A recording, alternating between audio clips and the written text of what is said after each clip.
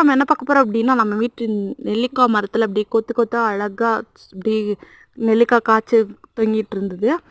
நான் இந்த வாரம் அம்மா வீட்டுக்கு போகும்போது பார்த்தோன்னே ஆசை வந்துச்சு. சரி நம்ம ஊறுகாய் போடலாம் அப்படின்னு சொல்லிட்டு அம்மாட்ட கேட்டேன். அம்மா எல்லாத்தையும் பறிச்சிடுங்க பாப்பா அப்படி சொன்னாங்க. சரிட்டு பறித்து ரெடி பண்ணி வச்சாச்சு. ஒரு 2 நாள் கழித்து உப்பில் ஊற வச்சதுக்கப்புறம் தான் தாளிக்கணும். அப்படின்னா தான் இந்த உப்பு வந்து இந்த நெல்லிக்காய்க்குள்ளே ஃபுல்லாக இறங்கும். தாளிப்பு முறையை பார்த்துடலாம். அதுக்கு முன்னாடி ஒரு கடாயில் 1 ஸ்பூன் கடுகு 1 ஸ்பூன் வெந்தயம் ரெண்டையுமே ஒன்றா சேர்த்து நல்லா வறுத்து நல்லா பவுடராக அரைச்சி வச்சுக்கோங்க. தாளிப்பு முறையை பார்த்துடலாம்.